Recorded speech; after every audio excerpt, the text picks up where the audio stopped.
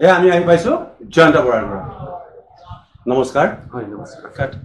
আমি এটা কথা আমি জানিব পাৰো যে বিশ্বনাথ সমষ্টিটোৰ এটা ইতিহাস আছে আৰু বিশ্বনাথবাসী ৰাইজে কথাটো ভালকে জানে। হয়। আমাৰ পদ্মকুৰি ডাঙৰীয়াই তেখেতে বিশাল ভোটত ইয়াৰ পৰা জিকি গৈছে আৰু এনেকুৱা উদাহৰণ আছে ডক্টৰ কোষেশ্বৰ বৰাই এই সমষ্টিটোৰ পৰা নিৰ্দলীয়ভাৱে তেখেতে জিকি গৈছে। আৰু ৰাইজে এতিয়া দেখিছে যে কংগ্ৰেছৰ অত্যাচাৰত কংগ্ৰেছৰ যিবিলাক দুৰ্নীতি আছিলে বা তেওঁলোকৰ যিখিনি অপশাসন আছিল তাৰ পৰা মুক্তি পাবৰ কাৰণে ৰাইজে মুক্তি বিচাৰি বিজেপিক চৰকাৰ বহুৱাইছিলে।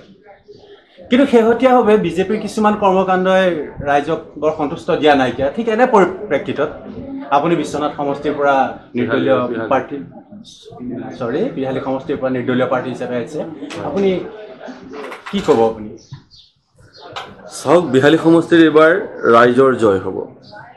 বিহালী সমষ্টিত ৰাইজৰ অনুভূতি হয়তো বহু সময়ত বুজিবলৈ বহুতে চেষ্টা নকৰিলে, গতিকে এইবাৰ ৰাইজৰ পক্ষত ৰাইজে ভোট দিব আৰু ৰাইজৰ জয় হ'ব।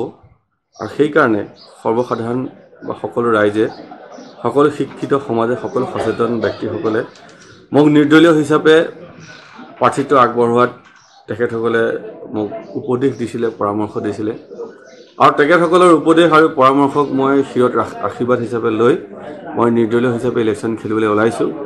আৰু মই পূৰা আত্মবিশ্বাসী যে ৰাইজে মোক এবাৰ জিকাবই, বহুত ভোটত জিকাব। বিভিন্ন সমস্যাৰ বিহালী সমষ্টিটো ভাৰাক্ৰান্ত হৈ আছে। বিজুলীৰ সমস্যাই হওক, খোৱা পানীৰ সমস্যাই হওক, নিবনুৱা সমস্যাই হওক, চাহ নিবনুৱাৰ সমস্যাই, তেওঁলোকৰ ভাত্তা মজুৰিৰ সমস্যাটোৱেই হওক বা ৰাস্তা ঘাটৰ সমস্যাটোৱেই হওক, বিভিন্ন ধৰণৰ সমস্যা আছে। কিন্তু আপুনি নিৰ্দলীয় প্ৰাৰ্থী হিচাপে বিহালী সমষ্টিটোৰ কোনকেইটা সমস্যা, বিশেষভাৱে কোনকেইটা সমস্যাক আপুনি বিশেষভাৱে গুৰুত্ব দি পেলাই কেনেকৈ আপুনি তাৰ সমাধানৰ কথা আপুনি ৰাইজক কি ক'ব? বিহালী সমষ্টিত সকলোতকৈ ডাঙৰ সমস্যা হৈ গ'ল নিবনুৱা সমস্যা। আৰু এই নিবনুৱা সমস্যাটো চৰকাৰীভাৱে সকলো মানুহকে সংস্থাপিত কৰাটোৰ এইটো সহজ কথা নহয়। কিন্তু আমি এটা প্লেনিং কৰিছোঁ, আমি এটা মাষ্টাৰ প্লেন বনাইছোঁ যাতে আমি এই নিবনুৱা সমস্যাটো বেচৰকাৰীভাৱে হ'লেও আমি সংস্থাপিত চলিউশ্যন যাতে কৰিব পাৰোঁ। আমি ভাবিছোঁ আমাৰ ইয়াতে খুব ভাল আলু খেতি হয়, আমি এটা চিপছৰ ফেক্টৰী খুলি জিঞ্জিয়া অঞ্চলত খুলিম বুলি ভাবিছোঁ। আৰু সেই চিপছৰ লগতে বহু খেতিয়কো জড়িত হ'ব, যিহেতু বিহালী সমষ্টিৰ কৃষি প্ৰধান অঞ্চল। গতিকে মই আশা ৰাখিছোঁ এই চিপছৰ ফেক্টৰীৰ জৰিয়তে ডিৰেক্ট হওক বা ইনডাইৰেক্টলি হওক প্ৰায় 30,000 মানুহৰ এটা সংস্থাপনৰ এটা ৰাস্তা আমি দেখুৱাম। দ্বিতীয়তে, যদি আপুনি কৈছে যে চাহ জনগোষ্ঠীয় বিভিন্ন সমস্যাখিনি, চাহ জনগোষ্ঠীয় তেখেতসকলৰ যি ডিমাণ্ডখিনি আছে, তেখেতৰ 351 টকা মজুৰি, তেখেতসকলৰ এছ টি লাগে, তেখেতসকলৰ ভূমি পটা লাগে। এইখিনিতো মোৰ পক্ষত মই এজন MLA নহয়, মিনিষ্টাৰ হ'লেও কৰিব হয়তো মই নোৱাৰিম।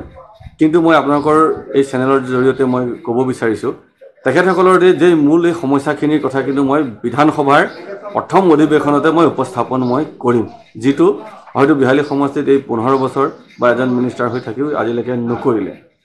3 নম্বৰ সমস্যা হৈ গ'ল আমাৰ গৰাখহনীয়া এটা সমস্যা আছে।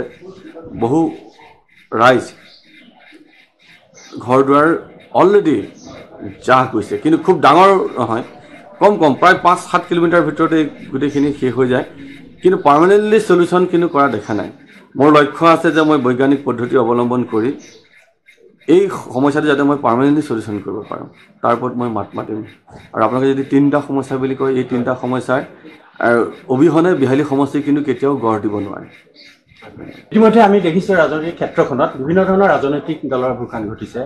জাতীয় দলেই হওক বা ৰাইজৰ দলেই হওক বা কংগ্ৰেছেই হওক বা বাওঁপন্থী দলসমূহেই হওক, বিভিন্ন দল। এতিয়া আপোনাৰ সন্মুখত মুখ্য প্ৰতিদ্বন্দ্বী কোন? মই আগতো বহুত ইণ্টাৰভিউত মই কৈছোঁ, মই নেতাক প্ৰতিদ্বন্দ্বী বুলি কেতিয়াও নাভাবোঁ। মোৰ কাৰণে মোৰ এই স্বয়ং মনুষ্যই মোৰ কাৰণে প্ৰতিদ্বন্দ্বী। আৰু এই যিসকল সদাশয় ব্যক্তিয়ে বিহালী সমষ্টিৰ সৰ্বসাধাৰণ ৰাইজ, সচেতন ৰাইজ, শিক্ষিত ৰাইজ আৰু সমাজ পাতি ভাল পোৱা ৰাইজে, মানুহৰ আচাৰ ব্যৱহাৰ ভাল পোৱা ৰাইজে মোক উলিয়াই আনিছে। আৰু সেইসকল ৰাইজৰ লগত আৰু বেলেগ প্ৰতিদ্বন্দ্বী কোনোবা হ'ব পাৰে বুলি মই নাভাবোঁ। গতিকে মোৰ কাৰণে ৰাইজেই প্ৰতিনিধি, ৰাইজেই প্ৰতিদ্বন্দ্বী আৰু ৰাইজেই মোক জিকাব। তাৰ কাৰণে ছেকেণ্ড কোনো থাকিব নোৱাৰে। কোনোবাই যদি ভাবিছে যে আমি নেতাসকল প্ৰতিদ্বন্দ্বী, সেইটো তেখেতসকলৰ ভুল ধাৰণা। ৰাইজে ভোট নিদিলে আমি ৰাইজক সেৱা কৰিবলৈ ওলাইছোঁ। ৰাইজে আমাৰ স্বভাৱ চৰিত্ৰ আচাৰ ব্যৱহাৰ দেখি পেলাই ৰাইজে উলিয়াই আনিছে প্ৰত্যেকজনকে। গতিকে ৰাইজে জানে কাক ভোট দি পেলাই জিকাব লাগে আৰু ৰাইজে জিকাব। কোনো প্ৰতিদ্বন্দ্বী নাই, ইয়াৰ সকলোখিনি প্ৰতিদ্বন্দ্বী ৰাইজ। গতিকে ৰাইজৰ আদালতত এইবাৰ বিহালী সমষ্টিৰ ৰাইজ জয় হ'ব। আৰু এটা কথা, বিহালী সমষ্টিলৈ আহে আমি নুখুধিলে ডাঙৰ কথা হ'ব যে বিহালী সমষ্টিটো মানে একেবাৰে বিধ্বস্ত হৈ গৈছে। আমি দেখিবলৈ পাইছোঁ, পেপাৰে পত্ৰই মিডিয়াটো ওলাইছে যে গোটেই অঞ্চলটো আমি নিজেও দেখিছোঁ, গোটেই খেতি পথাৰ মাটি বাৰী কাটি মেলি চব শেষ কৰি দিছে বাটাবিলাকে। আপুনি এই বিষয়ত আপুনি বিশেষভাৱে কি বাৰ্তা দিব ৰাইজক? চাওক, এতিয়া অসমৰ বিভিন্ন অঞ্চলত আজি ইটাটো বন্ধ হৈ এতিয়া ব্ৰিকলাইট বুলি এটা কোম্পানী ওলাইছে, ছুপাৰ লাইট ওলাইছে, বিভিন্ন ধৰণৰ। গতিকে আমি মানুহে যদি ঘৰ বনাব, বিহালী সমষ্টিটো ঘৰ বনাব, অসমতো ঘৰ বনাব, ইটাটো চবকে লাগিব। গতিকে আমি চেষ্টা কৰিম, আমাৰ এই ইটাবিলাক আচলতে বিশেষভাৱে নদীৰ এটা অংশত ডিল কৰি কেতিয়াবা বনোৱা হয়। পলসুৱা মাটিটো লৈ মই কলিকতাত এটা ইটা ভাটা মই চাব গৈছিলোঁ।